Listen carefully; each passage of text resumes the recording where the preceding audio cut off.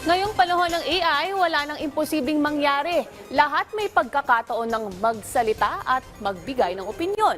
Gaya na lamang nitong kinaaaliwang mga nagsasalitang pagkain. Yan ang report ni Jeremy Piscano. Puro prito, puro milk tea, tapos magtataka ka, bakit hirap kang dumumi? Ako si Talong, mura na, may fiber pa. Kung ayaw mo pa rin, edi magreklamo ka ulit. Hindi na lang ikaw ang may karapatang magsalita, may say na rin magpahayag ng damdamin ng ating mga kinakain. Pati na ang mga bahagi ng katawan, may boses na rin. Mula sa kape, fries, soft drinks at sili, mga pagkain tila nagagalit sa paraan ng ating pagkain at paggamit sa kanila na may halo namang saya at paalala. Huwag mo akong gawing pantunaw. Hindi kita tinutulungan. Ako ang dahilan kung bakit mas masama pakiramdam mo. Ang milk tea at noodles na naging anis sa pagpapaalala na hindi sila laging mabuti sa kalusugan, lalo na kapag sobra. O si Pakwan, presko at hydrating ako. Kailangan mo sa init ng araw. Ako si Banana, energy at potassium ako. Kailangan mo ako.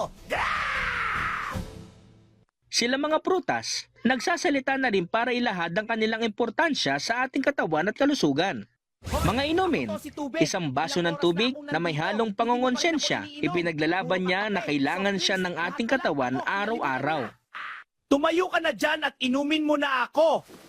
Mga gulay naman, may patip kung paano sila dapat lutuin para hindi masayang ang kanilang sustansya. Ako to ang hugasin nyo. Ano kain gusto, hugas ayaw. Aray ko. Ito naman, mga platong punong-puno ng pagmamaktol dahil hindi siya hinuhugasan. At isang TV naman na halos mag-overheat sa galit dahil maghapong gamit na gamit. Reklamo naman itong karne, may tamang paraan kung paano siya dapat nalutuin. Besh, panlaban sa diabetes, edi chia seeds, slow sugar absorption, omega-3 pa. Mix mo lang ako sa water, instant diabetes fighter.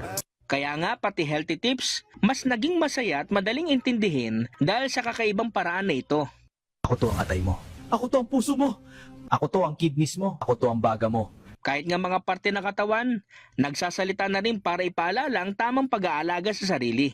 Bagsak ka na naman. At sa paaralan, Puro ka kasi. mga test paper na bumagsak dahil sa hindi pag-aaral na mabuti at mga upuan na nirereklamo ang bubble gum. Sa tulong ng responsableng paggamit ng artificial intelligence na may kakayahang mag-generate ng isang realistic na video at may halong creativity, ang mga simpleng bagay ay nabigyan ng boses na hindi lang nakakatawa kundi may aral pang dala. Jeremy Piscano para sa Pambansang TV sa Bagong Pilipinas.